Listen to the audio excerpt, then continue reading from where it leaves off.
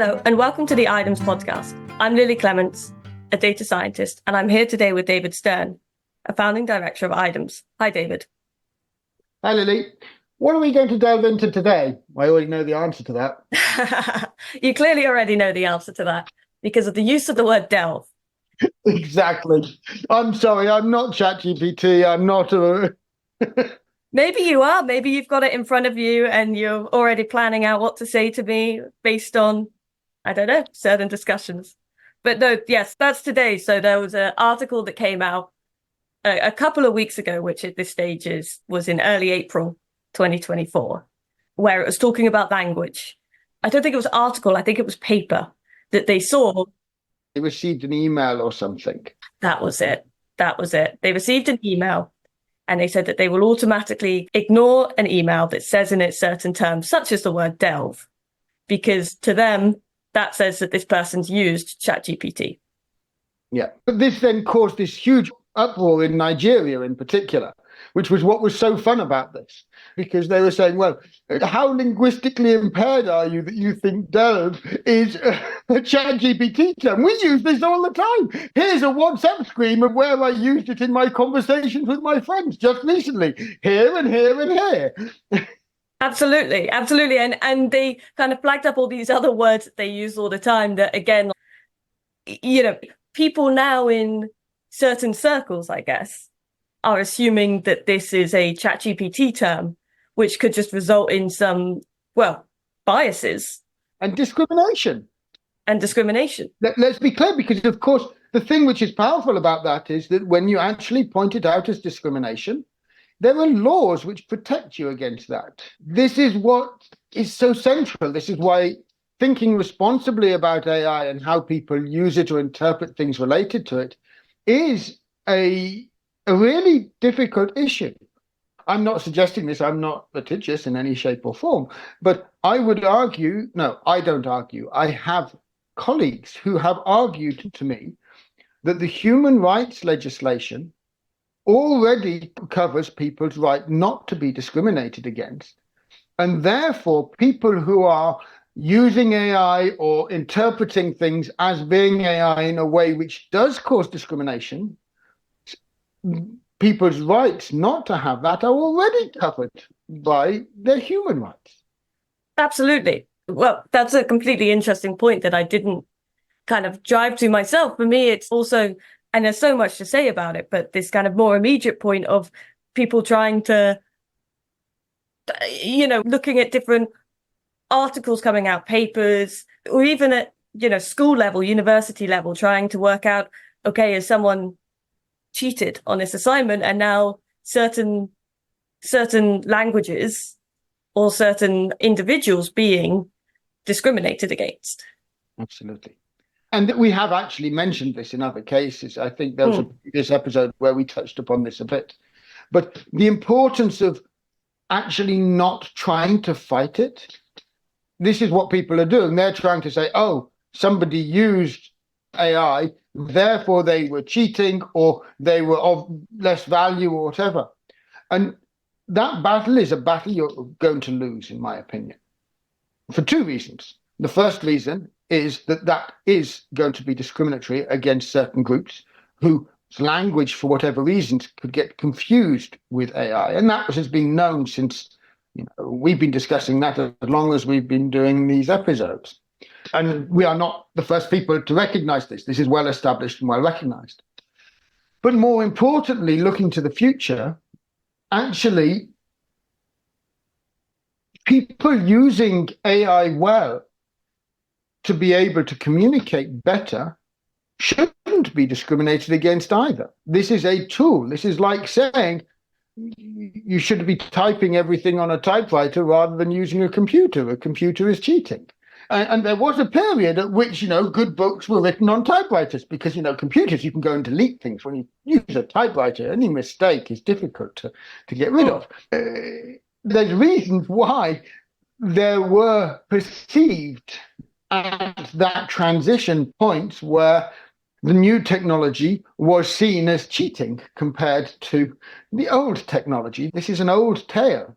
Yeah. And there's a number of disadvantaged groups that will benefit from AI to help in their communication, and that's nothing but a good thing. That's kind of the second part of this, for me anyway. I've just found the original tweet that they said, and it's, someone sent me a cold email proposing a novel project. Then I noticed it used the word delve. My point here is not that I dislike delve, though I do, but it's a sign that the text was written by ChatGPT. And to me, it's like, well, so they use ChatGPT to help them, so what? Well, there's two things which are fundamentally wrong with that. The first is, so let's say they did use ChatGPT to help them. Well, if that's helped them to express their idea better so that you can understand it, so what? Great. But the more important one is, and this is the one where the big uproar happened, using Delve to say it was written by ChatGPT? That's insane. I mean, that just shows what incredible ignorance so many people have about, the implications of this broader than their own narrow worldview. Yes, statistically, ChatGPT might use Delve more often than your most common people in your circles. But that doesn't mean that in other circles people don't use it, and therefore you're excluding people outside your circle, the people who the research that they looked at to show that ChatGPT used it more often than people in whatever circle they were studying. This is so incredible to me that there isn't this awareness about responsibility when even making these. And the uproar I saw on this, I felt was mild, because the problem is so much more serious than I think people give it credit for. All this effort and hype, which is sort of focusing on these different things, it's just creating turmoil in a way which is very unhealthy. And this is, I think, the really serious point here. I agree.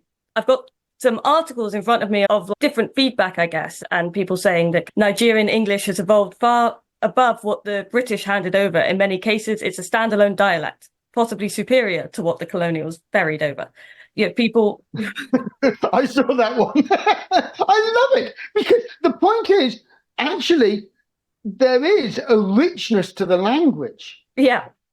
Which therefore is, and I know this from having grown up, not in Nigeria, but north of the border in Niger, but visited since I was very young, and having lived across Africa in different places.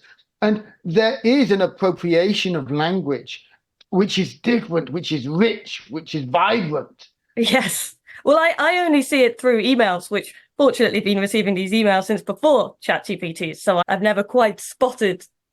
It does make you wonder if I joined this job now, if I would have automatically gone, okay, clearly this group of people are using ChatGPT or a large language model.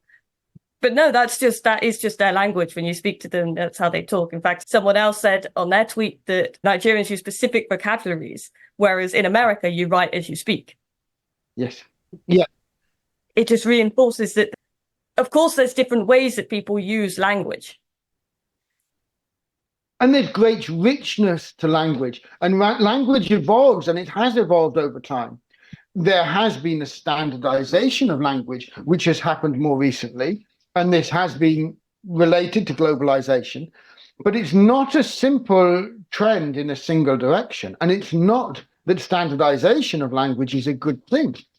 I think one of the things which was pointed out somewhere else in that discussion was the fact that the richness of the language, as in the sort of total vocabulary used in what is the standard English, that being relatively small, is seen as a positive thing by some. Whereas many people who enjoy language, who have grown up reading books, for them, richness of language and the complexities and the subtleties of language, this is something to be valued and enjoyed. And you don't want a simple, functional, purposeful language. You actually want a rich, diverse language, which enables you to communicate subtleties. I completely agree. And reading this, other people were chiming in with words that kind of, I guess, send alarm bells in their head. I'm not going to sit here and pretend that I don't do the same. The word crucial for me, when I see the word crucial, something goes off in my head going, that's a ChatGPT word. And I suppose it's recognizing that kind of potential, well, that unconscious bias that could be forming there, that actually this might not be a ChatGPT word, but even if it is, so what? In fact, we got an email recently from a colleague, from Tim, and I don't know if you noticed, but he signed it off from Tim and ChatGPT. Yes. I'm well aware of that. We have colleagues who use ChatGPT to help them. I'm dyslexic. I've been diagnosed as dyslexic since I was at primary school. And it's something where I was very grateful, actually, when I moved out of the UK, that this was no longer something that was recognized. Everyone ignored it. And so I just had to get on with my life. And I'm not saying that it's bad, and it's very, very good in the UK and in other places where these issues are recognized, they're diagnosed early, and support is given or offered. But sometimes support isn't what you need. Sometimes you just need to get on and deal with them. But something like ChatGPT would have been a game changer for me, growing up, being able to express myself better and to being able to understand how to express myself and to learn to express myself better would have been fantastic. And tools like this would have helped me. Now, I'm not saying that, therefore, everybody should use ChatGPT. That's a whole different question. Responsible AI is hard. I don't have answers. What I do know is that anyone jumping to conclusions quickly like this, they haven't understood the nature of technology and the way it's changing and what's happening right now, the moment we're in right now with the generative AI and the impact it's going to have on our ability to communicate, for better and for worse. And it's not as simple as just saying, can you identify it or not? There are telltale signs. But those telltale signs might also just be that it's somebody other than you, or somebody other than the norm within your context. These are contexts which I think are so important for us to understand, because by and large, and this is what still really gets to me, is that however powerful these AI systems are, and they're becoming more and more powerful, what they're still doing is data analysis at its heart. And part of data analysis is finding trends. Part of finding those trends and producing them in different ways, it depends on the algorithms you're putting in, and it depends on the data you're using. So at the heart of it, that's what it's about. The richness of the world is much more than either the algorithms or the data. And so to recognize these complexities and the limitations and the power of the tools is so hard. As a society, we don't know how to do this yet. I don't claim to know how to do it, and I do claim to know more than most. But I know that I don't know what to do about these things. This is a hard problem. And what I'm really concerned about, in some sense, with this sort of uproar which came, I'm delighted there was an uproar. Yes. It concerns me that this uproar is not better understood, and more people don't understand how important that uproar is and why there are real problems at stake here. And some people do, but I think less than I would like. And the other thing which I think really comes out of this is that if we're looking at actually building responsible AI, the scale of that challenge, I hope, becomes clear. That there's so many, how do you enable a minority group? And don't get me wrong, there's a lot of people in Nigeria. This is not a small minority. But when it comes to actually the internet and ChatGPT and these sorts of things, it is still a small group. But how do you represent the value, the richness of minorities within the whole and the globalization? These are hard problems. And we're not going to get it right, even if we do have mechanisms to do things responsibly. I would love to understand how we can do better, but I don't believe anyone really has those technologies. And the big money which is going into it is not going into doing this responsibly. I mean, that's the simple truth at the heart of the problem at the moment. So these things are not going to diminish. They are going to increase. But how do we do it responsibly here? Because in my opinion, this is now more about that education, that actually some people just have a different way of speaking to you, and that doesn't necessarily mean ChatGPT. I guess it also, the other side is what we already spoke about of, so what if they are using it, as long as they understand what they're saying? But there are issues where it's not about them understanding what they're saying. I heard about someone who recently wrote sort of 5 or 6 books very quickly. Yes. So, is this the sort of things we want people to be spending time reading? Now, writing a book is therefore a trivial thing, so authoring is not important. You just get ChatGPT to write it. All you need to do is market it. That's not quite the world I want to live in either. I value authors. I value people who put time and effort into things. The fact that a good author may use ChatGPT to help them write better, if they're still putting the time and effort in ways which are meaningful and adding value, well, that's probably worth reading, or it was possibly worth reading. So I don't have the answers to how to do this responsibly. Do you then need to credit ChatGPT, as people have done in their emails? Or, what are the right ways of doing this? These things are not going to be resolved in a short space of time. And somebody who doesn't use ChatGPT, should they be disadvantaged? They are being disadvantaged now in certain ways if it's not done right, because there are people who are using it are maybe more efficient and more effective.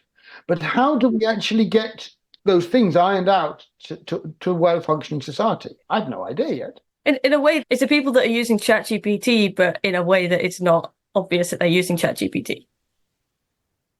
Because when other people realize, like this tweet that this conversation started with, when they realize or when they suspect that someone's using ChatGPT is when they then disregard. Yeah. So you now got to have these different levels of using it.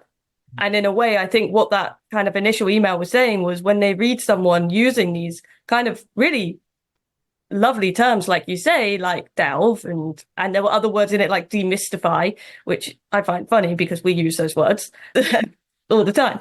Crucial, words like this, that they then just disregard it. I think it's absolutely crucial to demystify this aspect that delving into good ideas in AI is important for us to do. And that's not ChatGPT, that's me. Yes, yeah. It's ChatGPT in a way. It's ChatGPT influencing your language now. Yeah, you're right. Although in this particular case, it was people highlighting that ChatGPT uses these, which influenced my language in this particular case. But I'd be very happy to say that sentence, and I'd probably have said that sentence in some other context without thinking about it. Well, and I think about kind of proposals that we've written. This one in particular that we wrote a while ago, a couple of years ago for the Turing Institute about a responsible AI course. And we wrote that before we had ChatGPT. Yeah. Before that could have helped me a lot in writing that, I'm sure, or it would these days to help me in writing that. And then me and you would look over it together and we would amend it when we were working on that proposal. But the words that someone else has brought up, that they've said are other AI words that they see are delve, safeguard, robust, demystify in this digital world, foster, embark, empower, harness. Empower. I remember seeing empower and just being blown away. This is one of the words which we feel is so important because we want to empower others. Yes. This is a big part of our role. A big part of what IDEMS as an organization is set up to do is to empower others. And so by doing so, we are now reduced to actually being irrelevant and just ChatGPT. I wonder what we should use instead. I mean, what's the correct non-ChatGPT term to give power to others, to empower others? I have no idea. Well, ask ChatGPT. That's a good idea. At some point, we should do that. That could be another episode.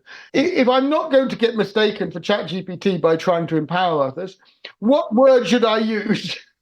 Well, yes. And so I think of proposals, well, that one in particular, because that's one that I work on, but I'm sure that there's countless ones that you've worked on. And all those words I've said there, I would bet that all of those words are in there. And we did not use ChatGPT because that was before ChatGPT was as popular. But more importantly, actually going forward, should we be using ChatGPT to help us with that first draft? And this is actually the important question. That's the second side of this. You coming to me with the first draft, having written it yourself, for us to then go through, dissect, redo, and so on. Do I care whether you use ChatGPT for the first draft? No. Well, probably you care a little bit, right? Because you don't want me just to give you a piece of ChatGPT that I've not read either. But I know that you wouldn't do that, because I know you well enough to know that if you did do that, the way I would tear it to pieces, you would be feeling slightly uncomfortable justifying some of it.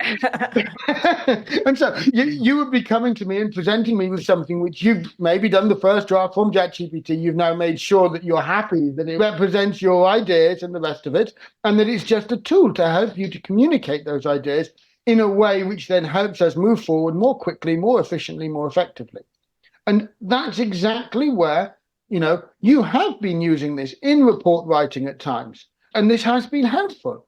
And others have as well within our team. And I would encourage them to do so, because it's a fantastic tool for that.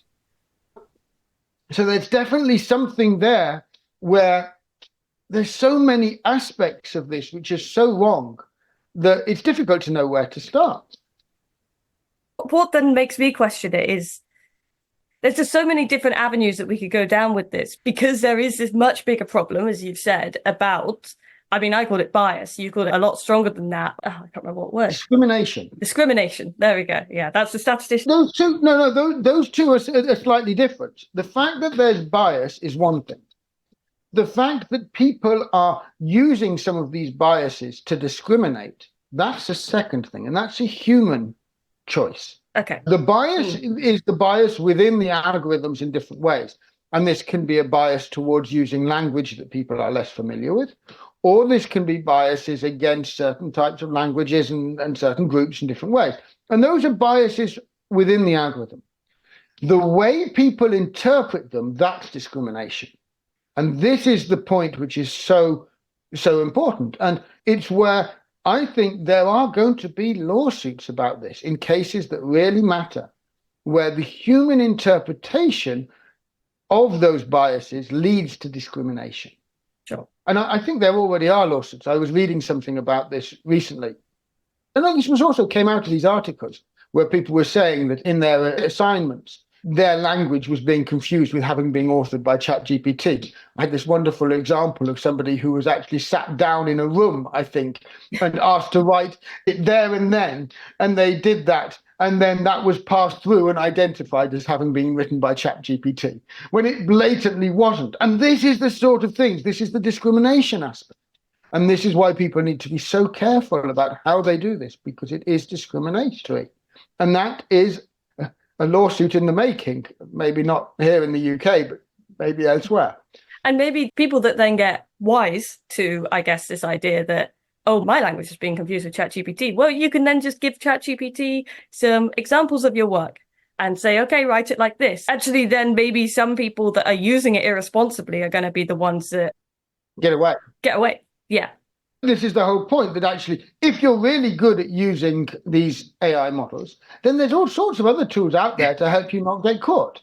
If you are not good at it, but your language is getting confused with it, there's nothing you can do, because you're genuinely not using it and you're getting confused for it. This is discrimination in its utmost form, and it's so dangerous. And this is something where this is only going to come out more and more over the next few years, because a lot of people are just going about this the wrong way.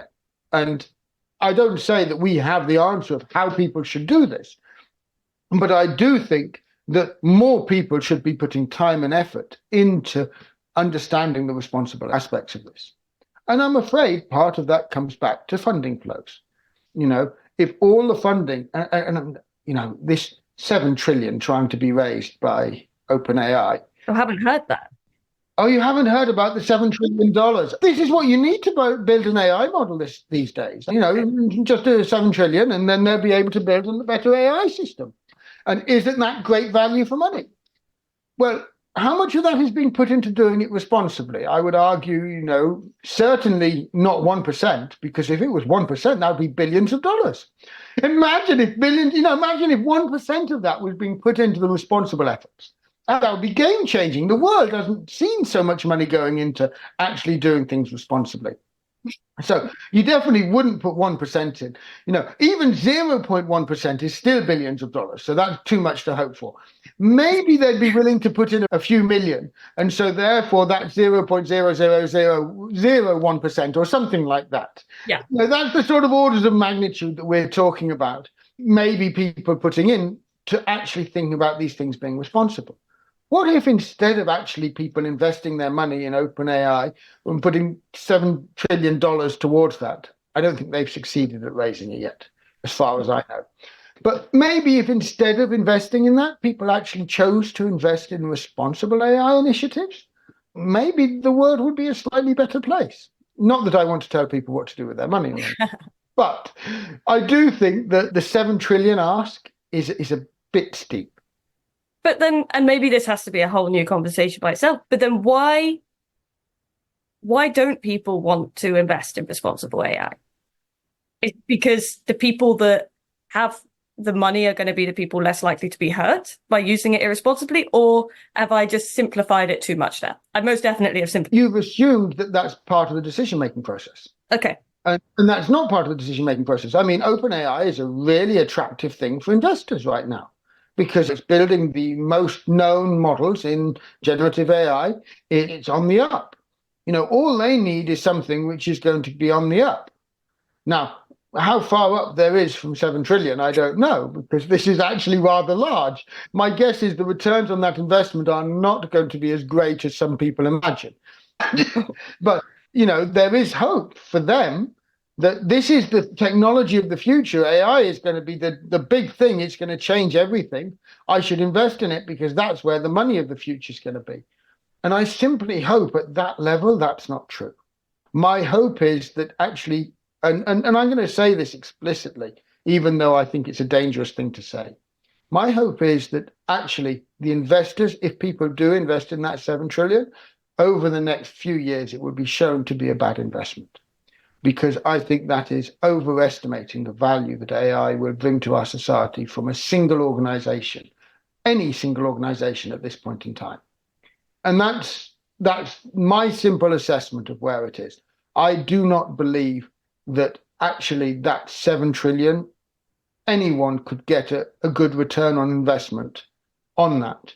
Now, of course, this isn't about getting a good return on investment because that's not exactly how that sort of investment works. But at some point, there is going to be the question of, is it actually worth 7 trillion? And my expectation is no. And so eventually someone will have a loss. Who? I don't know, but that would be my expectation. Interesting. This is not quite where I expected this particular episode to go, because we were supposed to be speaking about language. But it's all tied in together. This is the thing. These issues about language and actually how to deal with these things, these are only going to increase unless we think about this from a very different angle than just the profit-driven development of AI processes. There was somebody who asked me at a conference fairly recently, what if academic groups got more involved in building these? But they are involved. But the amounts of money they're getting in comparison to $7 trillion is rather small. And so they can't compete with open models. But academic communities do have something which I think could potentially outcompete, which is access to really good minds. And so you might find that there are ways in which working together, working collaboratively, academic groups with open models could outcompete some of these. It's ironic that OpenAI is not an open model, of course. And Elon Musk, who did happen to point this out rather constructively, and then made their models open. So there are interesting things happening. We've no idea how the world's going to go over the next couple of years. Oh, it's very interesting to watch anyway, to watch it unfold. Do you have any final bits that you want to say before we finish this? I know that you like to end on a positive. Well, I guess before we end on a positive, and I do want to end on a positive on this, I want to come back to the original sort of and really put to you, you have your own terms which you tend to have noticed, as you said. Crucial. What is it that you want to do now? Having read this, having thought about this, what does this mean to you? I guess to me, this highlighted my own unconscious bias that I've had that I've not recognized until seeing the article. And it's also, for me, highlighted something that I already knew from working with people from, we had an intern working with us recently from Nigeria. From working in these different parts of the world, something that I already knew, there are language differences. And it still came to me as a shock that people are disregarding emails that say in its certain terms. And when I read that list of terms, I was like, I say these terms normally. And some of them I don't say, like crucial is pointing out to me. And it really showed to me, okay, I'm kind of part of the problem there. If I do continue on this path of seeing the word crucial and having those alarm bells go off in my head, it's not bad. Someone's using ChatGPT and I know that. And people have different languages and I know that. And so I guess just going forward, just trying to find my own biases, find my own unconscious biases, make sure that they don't turn into discriminations. Absolutely. And to continue these discussions and highlighting where these discriminations can arise and admitting when I'm finding, oh, I could see how I could fall into that. Not discrimination. Well, no, I mean, let's be clear. It is not others who fall into discrimination. We all do. We all can be guilty of that. And it can happen without us recognizing, this is one of the really important things. And what I love about your response and what I feel is exactly the point of hope I was wanting to finish on is, well, my hope is discussions around this and awareness of this is going to lead to tolerance. This is the thing. What you are describing, what you are going to be doing more consciously than you were maybe doing before because you were unconscious, is you're going to be more consciously tolerant in different ways. That's essentially what you're describing. I think that's a wonderful thing. And if AI, through highlighting some of these sort of issues, can help us in society as individuals be more tolerant, oh, what a wonderful thing that could be. Tolerance is a very tricky thing. And it's interesting that some of the awareness around this can come out from these discussions. That's my hope. My hope is that actually by trying to think about this, by people becoming aware of this, rather than driving us apart, maybe it can help us to be more tolerant. That could be a whole nother episode. But tolerance is the positive piece that I want to take from this. And that's what I heard from you when you were describing this. Your reaction is an increasing, more of an awareness of your own tolerance. Great. Well, thank you very much, David. It's been a very insightful discussion as always. This has been good, and there will be others, I'm sure, to follow on. Yeah, absolutely. Thank you.